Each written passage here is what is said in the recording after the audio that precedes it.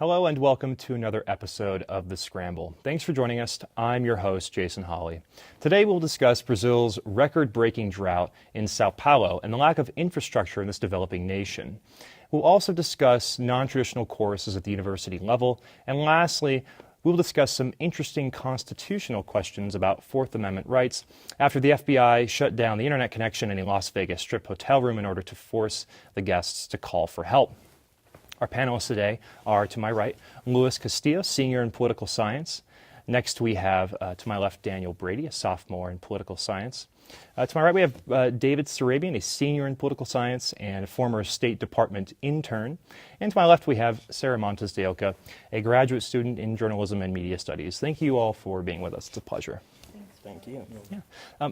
Brazil is currently suffering from its worst drought ever. All existing reservoirs in the region have been depleted, and insufficient infrastructure has caused the government to shut down running water for residents in the Sao Paulo metro area. Residents have had to use the common emergency wells that still yield water. So given these circumstances, media outlets have largely ignored the situation in Brazil. Why? Sarah, could I start with you? I think that the drought is a topic that we've kind of ignored at large, especially I think here in the United States as well.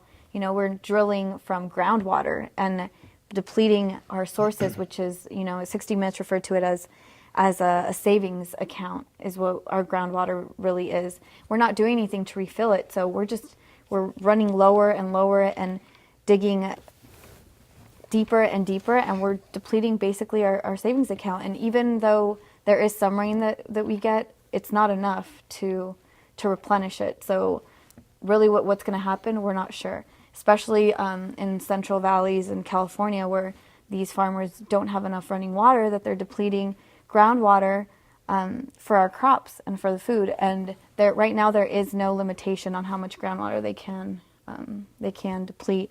But California is there's actually a law they want to put in place, but it could take up to 25 years, and by then we don't even know where we'll be. So, David, right now the Colorado River does not reach the Gulf of Mexico. We know this; it hasn't reached the Gulf of Mexico since the mid-'90s.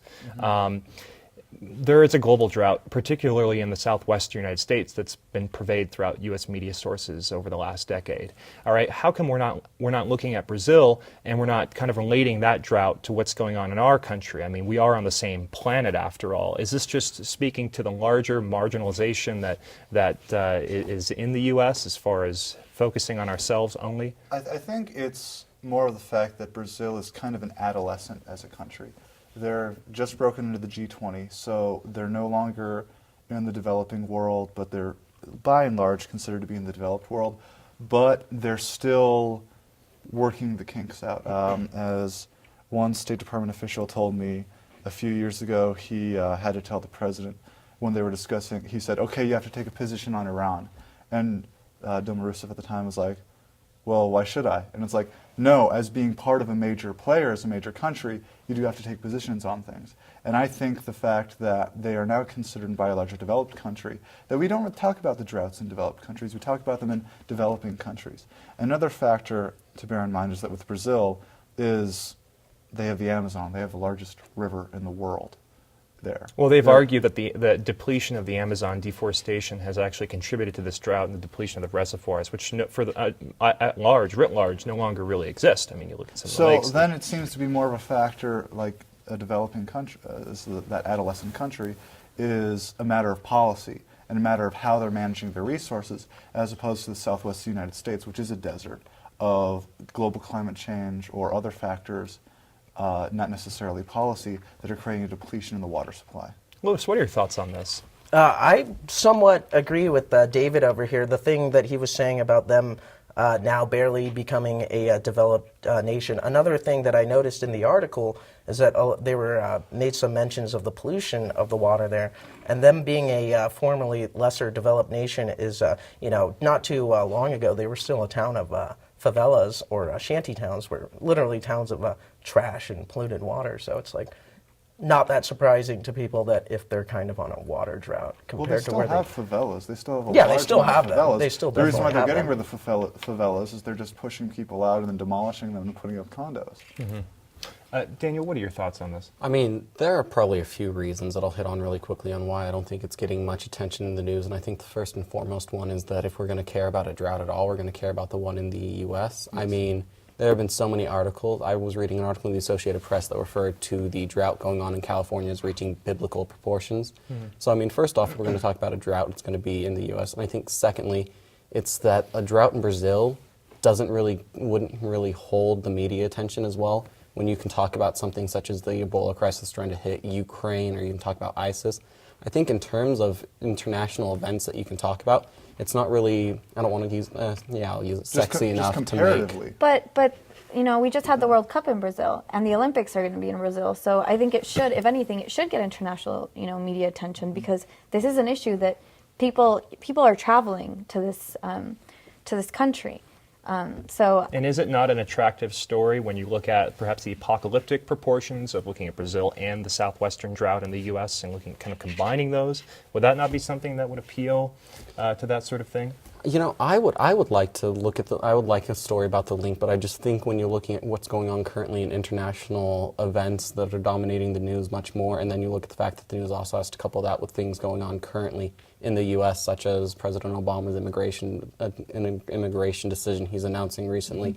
I just feel it's one of those things that gets put on the back burner because people haven't linked it to, say, the drought going on in the U.S. or various other events. I don't think it's been linked into the sort of story that would snowball into something that everybody would want to hear about, just because all the contention you get into what does climate science actually hold, is there such thing as global warming, and you start getting into all those things. I just don't think it's been linked yet, and then it just gets put to the back burner because there are so many other more, I don't want to say interesting, but things that people consider more impactful, like I said earlier, Ukraine or ISIS. So, Sarah, what's the ultimate, worst case scenario in your mind's eye? That we run out of water, and I don't want to go as far as to, these movies that we watch, science fiction movies, but unfortunately it is happening. The thing is that I think people are now starting to, especially in California, replenish some of the groundwater and take sewer water and purify it. And they actually even did a tasting test where the woman, the reporter, tried it, and she said, "Wow, I can't believe, I'm actually trying this, and it's clean, it's clear." So I think we need to take necessary steps to avoid this depletion of the groundwater here and in just different areas, and really pay attention to this drought, because it is occurring. It's hitting record lows. So I think we just need to take action toward it. David, I'm sorry. David. Are policymakers on the federal level considering perhaps apocalyptic worst-case scenarios when they're looking at these droughts that are occurring on a global scale? I can't say that they would portray that. Do they do that perhaps in private, perhaps behind closed doors, and say, look, what might happen? If I were in on those meetings, or I had been, I would certainly be able to just tell conjecture. You. What are your thoughts? But I think that it's a concern, and it's an issue that needs to be dealt with. But there are so many other events going on. There's ISIS. That's an event. But this is very water. difficult. This is water Well, that you this need is to survive. So when- I think that Well, there's already an ad hoc solution with the groundwater, which if you have an ad hoc solution, you're not so much worried about that as you are about a virus that can kill 50 to 90% of the people that get infected with it, or something that can cause mass panic, such as a terrorist attack. Now, what I do think that they should, especially in the state of California, is adopting some of the measures that Nevada has, especially because we water our golf courses with non-potable water, non-drinking water, that we recycle. And if you just look at the reclamation projects here in Nevada, that I just think it means that even if it's eventually going to happen because of global climate change, or we're still going to have to use groundwater, people still have to drink water, at the very least you need to mitigate it or make that groundwater last as long as you can until you can get an expensive but probably necessary desalination plants up. Which right now are not effective enough to actually curtail this issue. They're very expensive to make. They're very intensive, especially with power. But I know that they generate very harmful waste, similar to nuclear waste. Yeah. But I know that the Israelis have talked about coming to Nevada and Las Vegas to work with some desalination. So Israel is able to make it work, even though they live in the desert. We just have to be smarter about the way we get water if it's a policy issue because of something like climate change that we can't deal with. Louis, I'll give you the last word on this topic before we move on. Yeah, I know we do have a lot of things going on, such as ISIS and the Ebola scare and other things, but I think it is dangerous to put something so important as droughts of water on the back burner. I mean, we've been doing this with climate change for possibly decades now, and now it's finally, oh shoot, like this is really a big issue. Maybe we should do something about it. So we should probably take the thing with water a little more seriously before it blows up in our face. Yeah, absolutely. Good point. And on that note, we will take a short break, but please stay with us, and we will be back in just a moment. Thank you.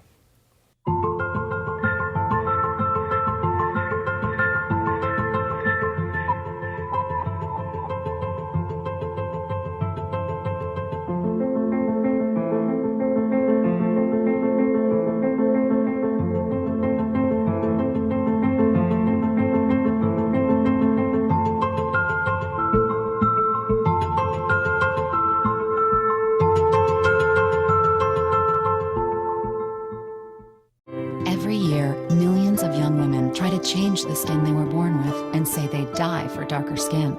Sadly, some actually do. Change your thinking, not your skin. Stop tanning. Learn more at spotskincancer.org. Help support the Breast Cancer Patient Education Act, a bill that will help make sure women facing a mastectomy are told all their options about breast reconstruction. Visit broaddayusa.org for more information. I remember the moment. I'll never forget that moment. That changed my life. At that moment, it hit me.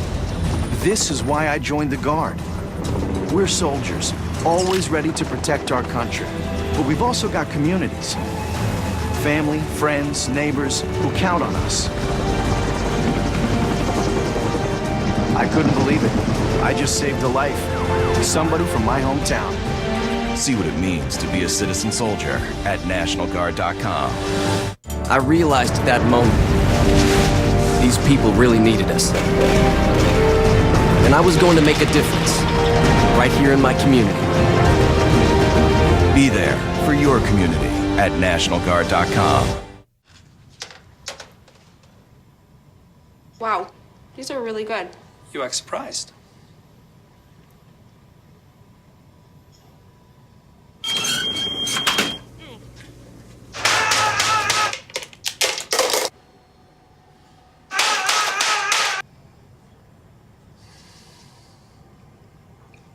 Practice makes perfect. You don't have to be perfect to be a perfect parent. There are thousands of teens in foster care who don't need perfection. They need you. Welcome back. Thank you for staying with us. Universities are beginning to offer non-traditional courses to encourage classroom learning and ultimately increase critical thinking skills and creativity among undergraduates. The University of Pennsylvania in particular is one university that has embraced this emerging trend and has yielded positive results. So what might this say about the broader trend of the traditional university setting that pervades the majority of colleges and universities in the United States today?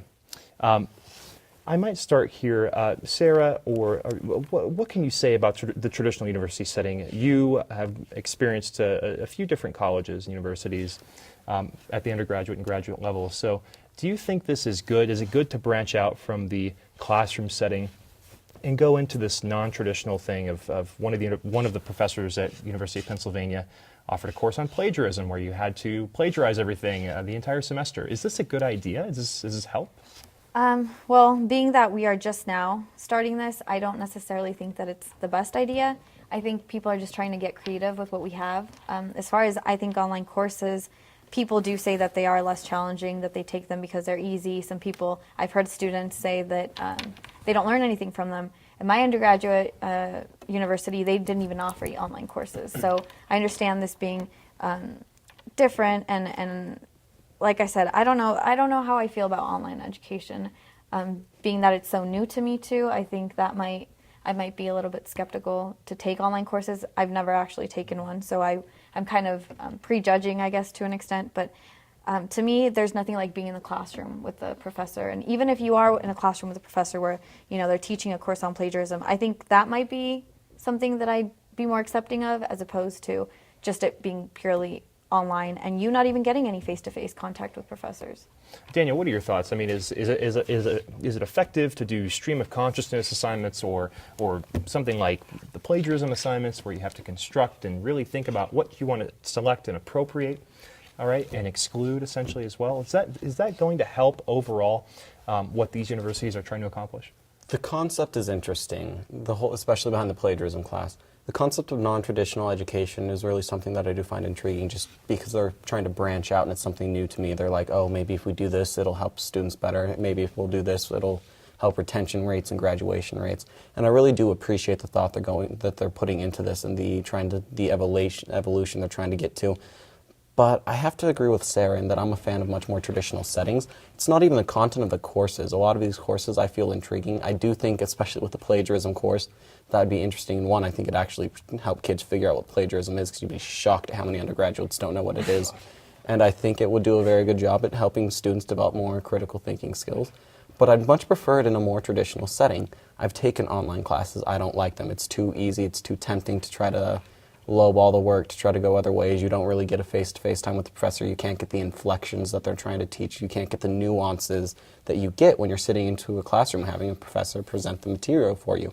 So along with the idea of non-traditional courses per se, I'm fine with, and I think they have their place as long as they don't start to supersede the traditional courses that we have established that I feel do a very good job. But the different medians are something that I'm not a fan of. And I think, but not only just the traditional courses of getting that interaction with the professor, but getting that interaction with the other students where you're actually having discussions and you're actually able to share opinions. And I think it's very different when you're typing it out, even if you are in a discussion room, which I know that some professors have those where you're able to post. It's different than going down and, possibly reading or having the option to really read it or not when you're in the classroom and you're really able to be receptive to what people are saying. And by the way, that was another class that UPenn offered was everybody would go, the point of the class was for you to get on the internet and just mess around and just surf the internet. I think the name of the class was surfing the internet. Something. No, I think it was wasting time on the internet. And it was called wasting time on the internet, which I think is ridiculous. Because all of us waste time on the internet, so you're just going to go to class, take a class that you're wasting time on the internet for? I find that a little bit ridiculous. Practice makes perfect. The students need incentive to mess around on the internet. Because if they don't do it enough already with Elite Daily or BuzzFeed or Facebook. But essentially what they're doing, they're messing around, and apparently they're doing a term paper at the end of the class that goes over kind of this lived experience, quasi-ethnographic thing of them messing around on the internet. So is this really effective? I mean, Lewis, what are your thoughts? Well, the first thing I realized when I read this article was I thought my psych classes were easy, but now that they're offering this 3-hour course to watch pornography, it said you could even do for 3 hours, and then describe it as some erotic experience, learning experience, it said in the article. And then at the end, like you were saying, that they're teaching people how to cheat by the plagiarism thing almost. So I was thinking, well, maybe Ivy League was for me. But on a more serious note, this is no new thing. This has been happening also in the UK for a while. There was a university, Staffordshire University, who also offered a course on David Beckham. It was a bachelor's degree, but it was a sports media course with topics such as him being the object of many great fantasies. So this is nothing new. But how do I feel about it? Well, it's okay. There have always been kind of out there courses, like it depends on where you're at, but there's a course on Lady Gaga. I believe there's one on Justin Bieber. I know there's a class on The Wire, the TV show. And some of these, like The Wire, is good because you can examine the portrayal of different parts of American life and things like that. Lady Gaga, that's a bit But I wonder how much of these classes, they're just some professor decided that was an undergraduate that became a professor, thought, let's just have some fun class. So let me raise this last question before we move on. Like the pornography one, apparently. Let me raise this last question, which is, what distinguishes particular topics from being legitimate or not legitimate? Daniel? When you're getting to classes on let's watch porn or how to waste time on the internet, I don't really think anyone was deciding what should be a legitimate course or not. I feel like there are nice ways to interject, to put some levity into a college degree where instead of, say, in my in my case, instead of just doing a crap ton of history classes and political science classes and always on these heavy subjects, instead of it just gives you a nice little break. I feel bad for us to decide what the curriculum is and how to test it. I mean, I guess if you're going over the life of Lady Gaga, that would be pretty easy to do a term paper on her transformation between outfits in Madonna or something. Well, what happened to electives like dance and gym and, different physical activity courses as opposed to these? They have rock climbing here. They have Right? rock climbing, So- Latin dancing at Well, UNLV. I have to admit, it does raise some interesting questions. So we'll move on, but perhaps we can revisit this later because it is kind of an interesting thought to look at the difference between legitimate and courses that are not I legitimate. think it's how they do it, though. Yeah, perhaps. It's how they Absolutely. do it. Absolutely. For our next topic, an FBI raid last month is raising some interesting constitutional questions about Fourth Amendment rights. Agents shut down the internet connection in a guest room in order to force the guest to call for help. Undercover agents, not hotel employees, enter the room in search of evidence. Attorneys of the alleged criminals in the case are now arguing the FBI conducted an illegal search that was predicated on arbitrary terms. Some have even argued that cutting off internet connections is similar to shutting down basic utilities such as power and water in order for government agencies to conduct questionable searches. Is this an indication of the FBI stepping beyond constitutional boundaries? And I know that your focus is focusing on constitutional rights, so what is your take on this? Power to whoever thought about this, because that's a brilliant ploy to get into someone's room. Because I don't know a single person here, if you took away their Wi-Fi, wouldn't call for help. However, I'm firmly on the side that it's an illegal search, namely because when the people consented, as the FBI is claiming they consented to the search, they weren't consenting to an FBI coming in and looking.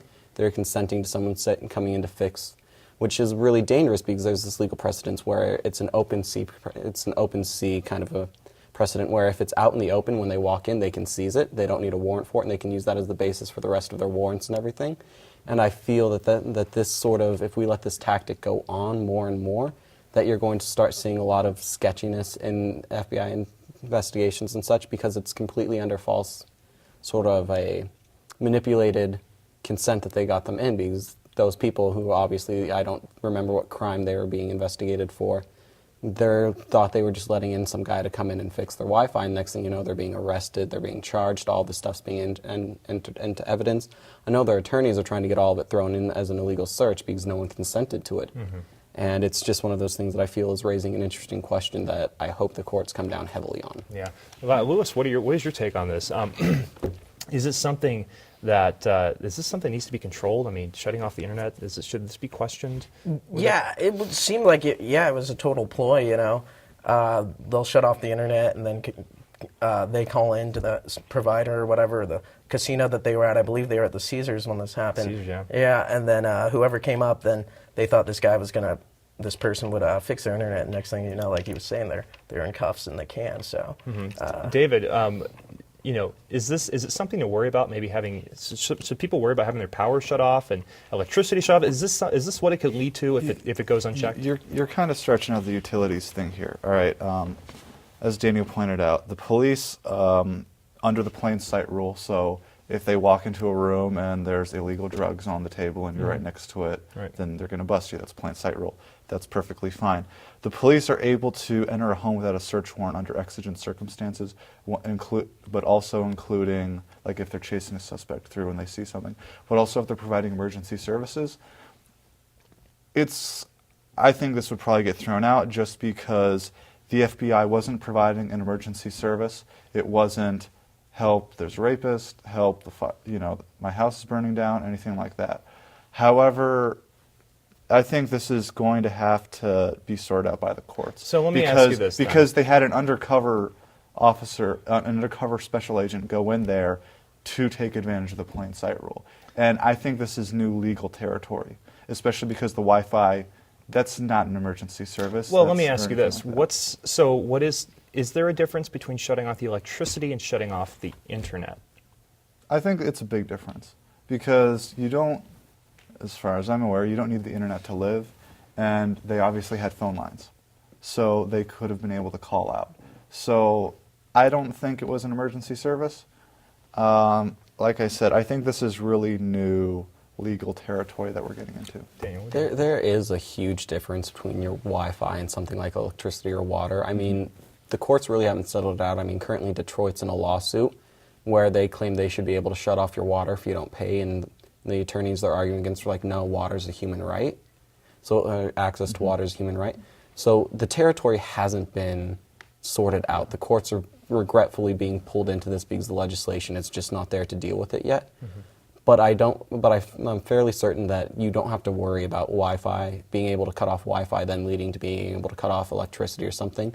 They're just, I think, two separate things. I mean, Wi-Fi is something that a lot of the younger kids consider about as close to being a right as you can have, but I don't believe it'll be, I don't think you could extend that sort of rationale that you can cut off Wi-Fi to you can cut off your water or power just to do a search that I feel is blatantly illegal. Yeah.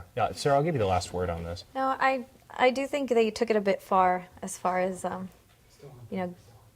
going in, but it happened. I think that the courts will handle it, and hopefully appropriately, because as far as I'm concerned, I really don't think that we have any privacy as it is, so which is a whole nother subject. But I mean, people will do what they need to get what they want to do, even if it means violating those Fourth Amendment rights.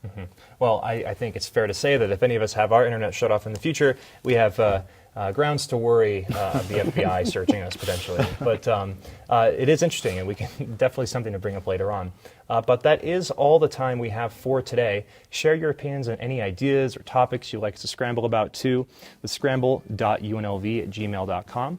You can also catch full episodes of The Scramble at UNLV-TV. For all of us here at The Scramble, thanks for joining us, and we hope to see you next time.